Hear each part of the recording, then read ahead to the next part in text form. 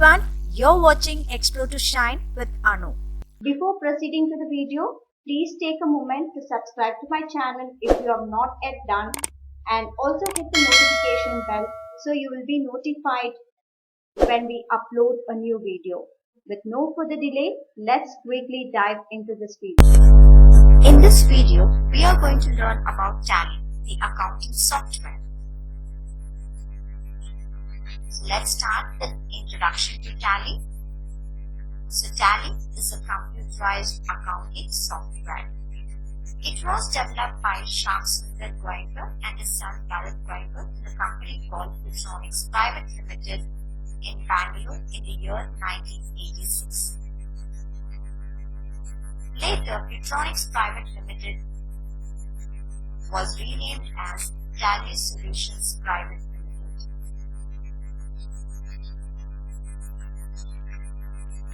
Tally is the world's most powerful multilingual accounting software. Means you can work in any language as far as Tally is concerned. So as we said, Tally is an accounting package. Let's know what is accounting. So accounting is art of recording, classifying and summarizing the business transaction is called as accounting. So we said it is recording, classifying and summarizing the business transaction. So let us understand what is transaction. So every financial change in the business is called as transaction, but it is an event that affects money in the business. So this financial change is being recorded. So recording means entering. So what is being entered? So all the transaction that takes place in the business. And classifying means grouping of similar entries. So same type of transaction will be under one group. Summarizing, preparation and presentation of your financial statement. So mainly accounting is used to prepare this financial statement, and this financial statement you have two main statements. One is a profit and loss account, the other one is balance sheet. With the help of profit and loss account, you will come to know whether your business is running in profit or in loss. And with the help of balance sheet, you will come to know the financial position of the business. So the main purpose of accounting is used to prepare this financial statement so that you can draw conclusions. So what is accounting? Accounting is nothing but it is a sequence of actions like recording, classifying and summarizing the business transaction. So we know transaction is nothing but any financial change in the business is being recorded and it is being grouped, and you are going to prepare and present the financial statement. That is nothing but accounting. So next, coming to the term called transaction, as we have seen now, so every financial change which occurs in the business is a transaction, or it refers to any event which is measurable in terms of money and which changes the financial position of the business concerned. So coming to types of business transaction, there are four types of transaction. The first one, cash transaction, credit transaction, barter transaction and paper transaction. So cash transaction. So what is cash transaction? So it refers to any business transaction where the value of transaction is being settled immediately. So it is a transaction where the value of transaction is being settled immediately. That it refers to cash. For example, purchased machinery worth rupees 80,000 for cash. So you're buying a machinery worth 80,000 and you're paying for it immediately. So next type of transaction you say it is credit transaction. So credit transaction refers to any business transaction where the value of transaction is not settled immediately, but its settlement is postponed to a future date. So example, you can say bought machinery worth 80,000 on credit. Means you are not paying the amount immediately, but you will be paying it later on.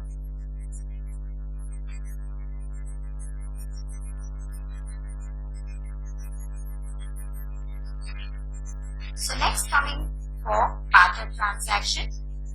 So barter transaction is a business transaction where there is exchange simultaneously. You say it is barter transaction. That is, giving one benefit and receiving some other benefit.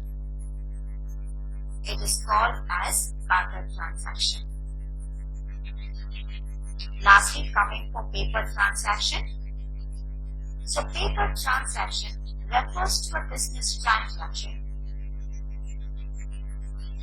where there is no question of meeting the value of transaction. So if you cannot pay the value of transaction or you will not be able to receive the value of transaction, such a transaction is called as paper transaction. For example, loss of goods by fire and cash theft in the office. So all this comes under paper transaction.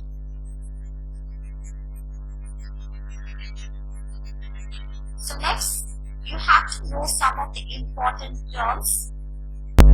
First comes the proprietor, who is also called as owner.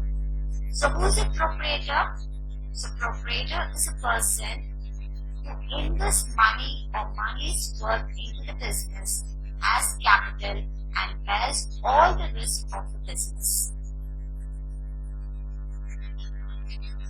The next term is capital. Capital is nothing but the amount of money or money's worth, say stock of goods, furniture, machinery, introduced by the proprietor into his business at the time of starting the business, is called as capital.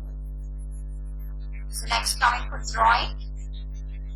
So drawing refers to cash, goods or any other assets withdrawn by the proprietor from his business for his personal use.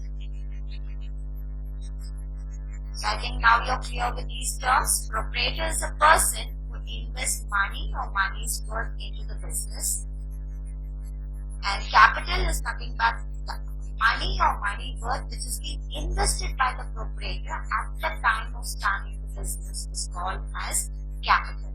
And drawing means money or money's worth which is being withdrawn by the proprietor for his personal use. So next comes the asset. So what is asset? So asset means resources, properties or things and rights of value owned by the business concerned for carrying on the business. So it can be any resources, properties or things and even the rights which is being owned by the business is called as asset. It also refers to the amount due to the business from others. There are two types of assets. They are tangible asset and intangible asset. So coming to tangible asset. So what are tangible assets? So assets which have physical existence and which can be seen, touched, felt, bought and sold, they are called as tangible asset. For example, you can say it is goods, cash, furniture, vehicle, machinery, building, land. All these are tangible assets. So tangible assets are those which have physical existence and which can be bought and sold, like land, building, vehicle, machinery. All these are tangible assets. Coming for intangible assets. So intangible assets, which do not have physical existence and which cannot be seen and touched, but it can be bought and sold. Those are called as intangible assets. So example, you can say it is goodwill, patent rights account, copyrights account and trademark account. So all these are examples of intangible assets. So we know what is trademark. So trademark can be any word, phrase, symbol, or it can be any design or combination of all these that identifies your goods or service. So it provides legal protection to your brand. It also helps you guard against fraud. These are trademark. Copyright refers to the rights that writers, artists and musicians have over their creations. So let's learn about this in detail in the next class.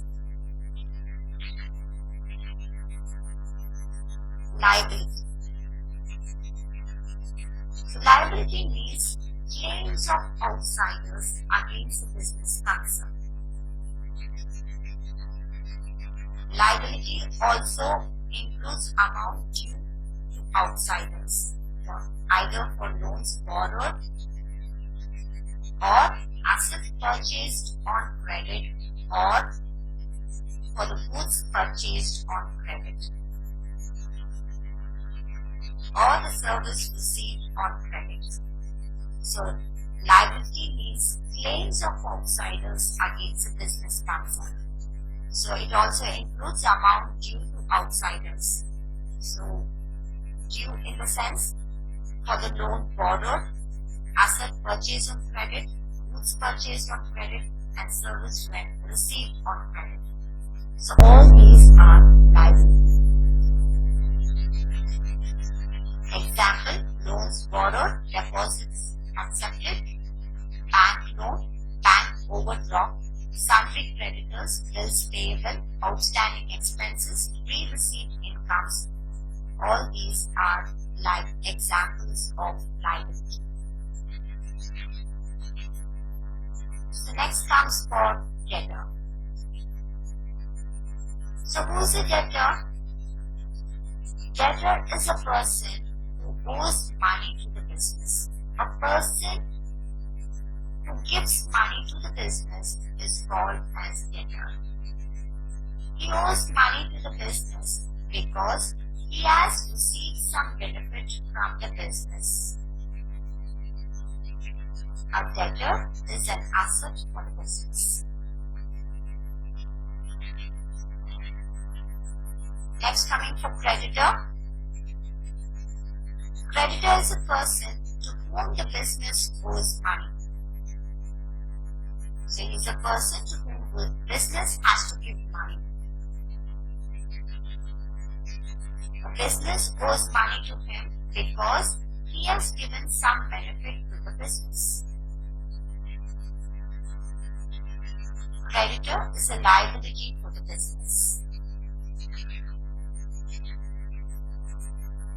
Next, coming to the word called goods.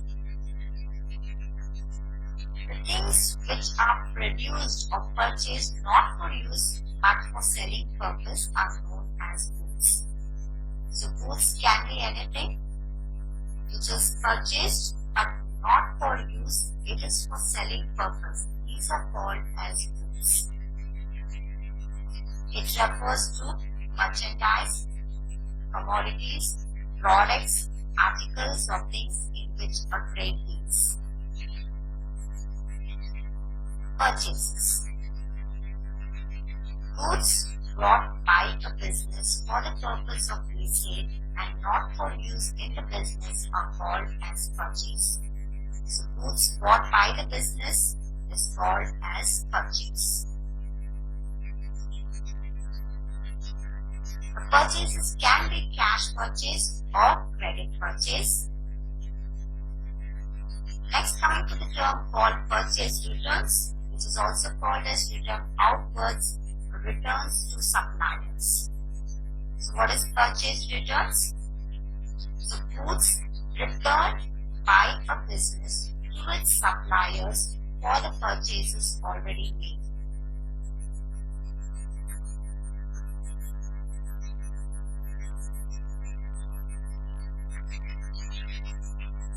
Sales. Goods sold by a business are called sales. Next, coming to the term called sales returns or return inwards or returns from customers. Goods returned to the business by its customers out of sales already made to them. So if the customer is returning back the goods, say it as sales returns. Inventory. So inventory refers to the stock of finished goods which is held for sale or the stock of raw materials and work in progress held for consumption in the production of finished products, or stock of consumable stores like cotton waste, grease, lubricant held for use in the factory. Expenses. So what is expense? Expenses are the amounts spent in connection with the earnings of revenue. So expense are nothing but the money what you spend for earnings is called as expense. Expenses are mainly divided into two categories: direct expense and indirect expenses. Coming to direct expense, expenses connected with purchase of goods are known as direct expenses. Example: freight, carriage, wages, custom duty, import duty, etc. Without incurring these expenses, it is not possible to bring the goods from the purchase point to the godown of the business. Such expenses are collectively known as direct expenses. So the expenses that are connected with the purchase of goods are called as direct expense. Time for indirect expense. All expenses other than direct expenses are assumed as indirect expenses.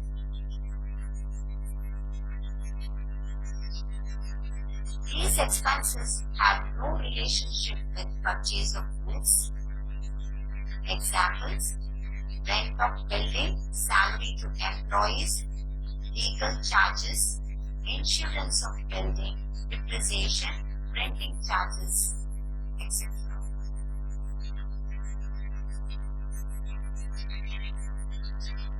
Revenue, which is also called as income. So what is income? Income is the earning of a business from the sale of goods or from the service rendered to customers. So earnings is called as income, and this income is mainly categorized into two types. You have direct income and indirect income. Direct income: the income which we earn directly from our business activities. Example: sale of goods. Indirect income. Indirect income is one in which is earned by way of non-business activities. The income which you directly earn from business activity by selling the goods if you are earning an income, that income is called as direct income. Other than selling of goods, if you get an income through some other source, then it is called as indirect income. Example: sale of old newspapers, interest received, discount received, commission received. So all these are indirect income. So next, coming to the word called debit. What is debit? So debit refers to an increase in the value of an asset. You know what is asset? Properties, things, or resources. So if there is increase in the value of asset, then it comes in the debit.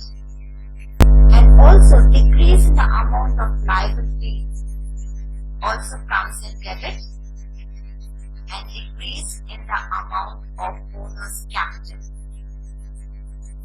So debit refers to increase in the value of asset, decrease in the amount of liability, and decrease in the amount of owner's capital. Credit. So credit refers to decrease in the value of an asset,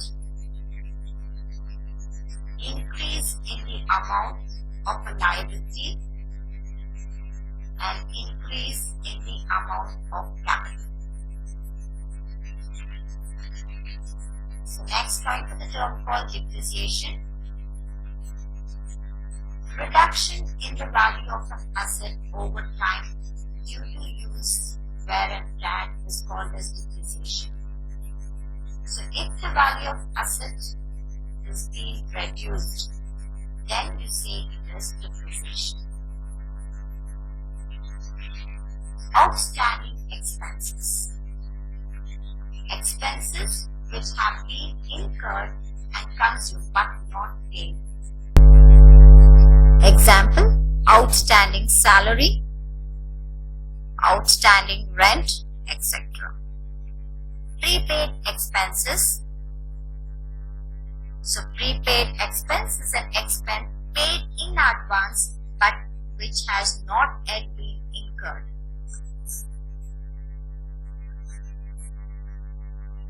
Accrued income. The income which is earned but not yet received is called as accrued income. So prepaid expenses are the expense which is being paid in advance but the expense has not been incurred. Accrued income, it is an income which is earned but not yet received. Income received in advance, the income which is received in advance but not yet earned.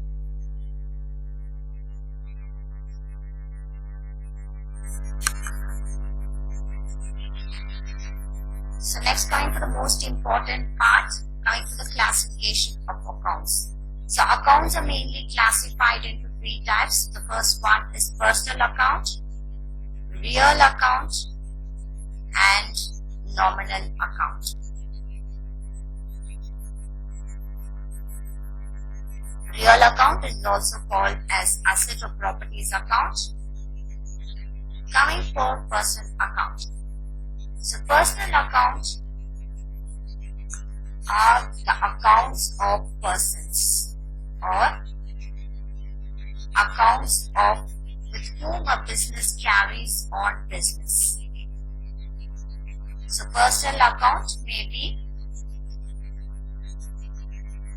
natural personal account, artificial personal account, and representative personal account.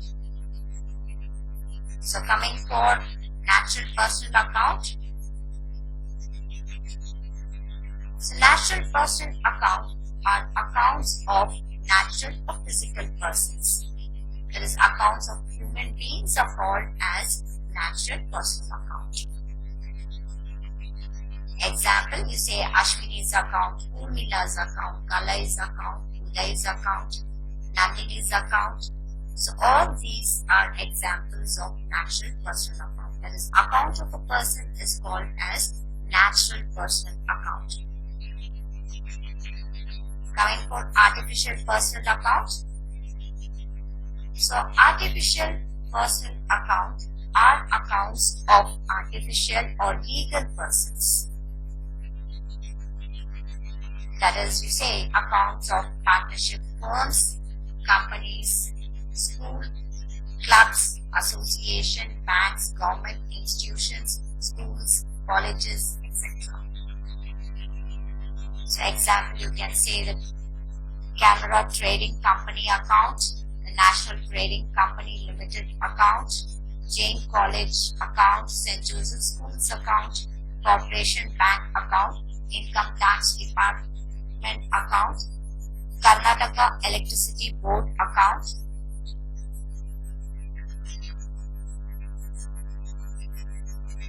So next comes the representative personal account. So what is representative personal account? If any prefix or suffix like the words like outstanding, unpaid, owing, due, unexpired, prepaid, pre-received, accrued, unearned, unapproved. So if these words are added to nominal account, then it is known as representative personal account. So nominal accounts are accounts of expense, loss, income and gain. So if any of these words is being prefixed with the expenses or income, like if you say outstanding, unpaid or unexpired, prepaid, all these words, if it is being added to expenses or to income, then you say it is representative personal account.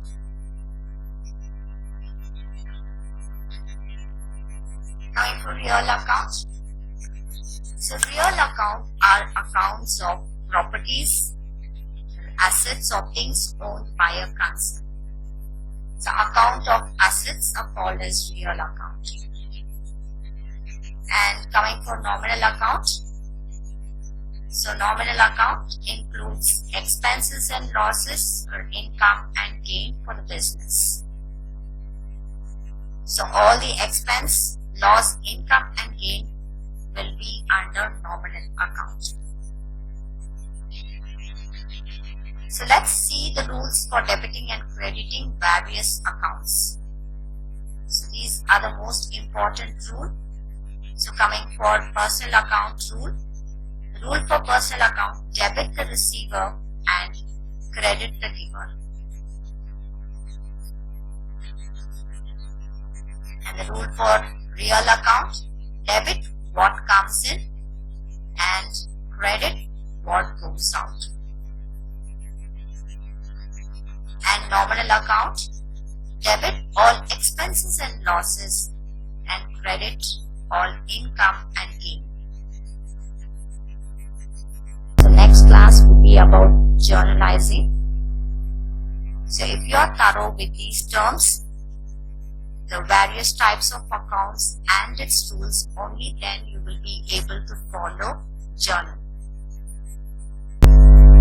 So be thorough with these terms. Bye-bye. Thank you. That's all for today's session. Thank you for watching this video. If you like the video, give me a thumbs up and make sure you share it with your friends. See you in my next video. Until then, take care and keep smiling.